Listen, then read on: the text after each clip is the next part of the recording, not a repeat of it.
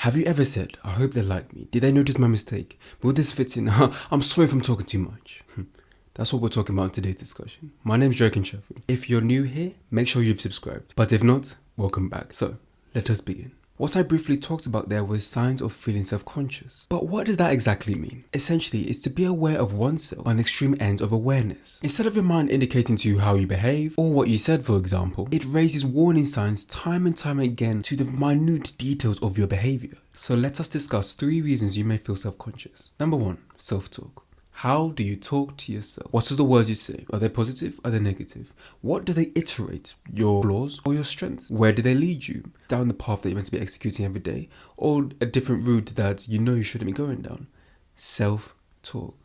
It essentially allows you to filter what thoughts and feelings you have, to accept them or to deny them. You know, we have many thoughts throughout the day. We constantly think about work, our life, our money, our food, our families, ourselves and our health and so much more. We can decide to concentrate on what we want.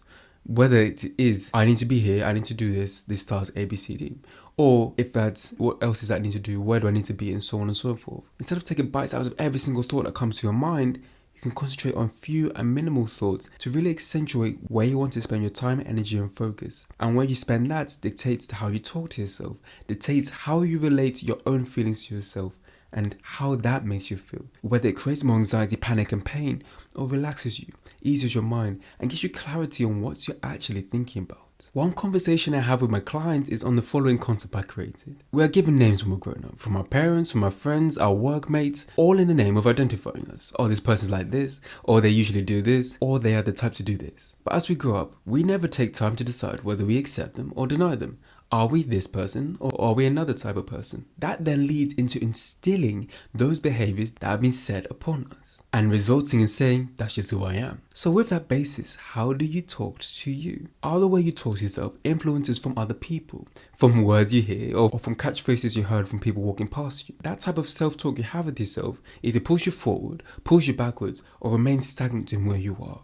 Do you see it? So let's move on to number 2. I was having a discussion with myself and I was thinking, how can I be myself if I'm influenced by somebody else? Essentially, this concept in this context accentuates the impact of others in your life. One other reason you may be feeling self-conscious is because of the outside world's perspective on you. If you do something in the wrong light, if you act out of manner of your character, if you don't conform or behave the way you're meant to, or the way you're grown up, or the way you're told to, that's not who you are. That's not what you like. But is that truly the case? Or is that what you think? So what we're discussing there is determining what you want and not what others want for you. In being so aware that you're trying to please everybody else's ideology about who you are, instead of setting your own standards of what you are capable of, you will constantly be under pressure, under stress and scrutiny of the outside opinion. Something that can never be fulfilled because singularly, you are you. You carry your flesh, you carry this body. You're the one that has to deal with your mind and your thoughts. You're the one that carries the weight of emotions. And you're the one that has the spirit and vision of who you want to be and where you want to go. So have you ever considered that external environment on yourself? Because when you live for others, you neglect yourself. And when you neglect yourself, the expectations, desires, and standards are imposed on you. And that way of life just strengthens this self-conscious feeling. So really to cover all of that is asking you, could you live for you? And that then brings me on to the last point. But before that, make sure you're subscribed. Another reason you may be feeling self-conscious is by answering this question. Do you believe in you?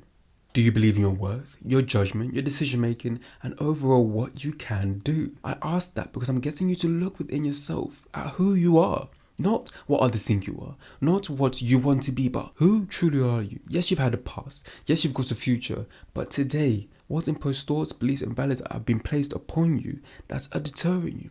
That's creating burden, stress, and weight on your shoulders every single day. The expectations you're meant to live up to, the places you're meant to reach, where they place there by you. When you open up to you, you're able to understand, see, or even realize the overcompensation of self-conscious, overcompensating for who you are, who you're meant to be, what you're meant to be doing. Do you see it? And that's where we're going to leave it. I hope you enjoyed today's discussion. If you did, make sure you subscribe and share this with a friend who you know that feels this type of way. My name is Kanchefu once more. Have a good day, morning, night or evening, for wherever you are in the world watching this. I'll see you next week for our next conversation.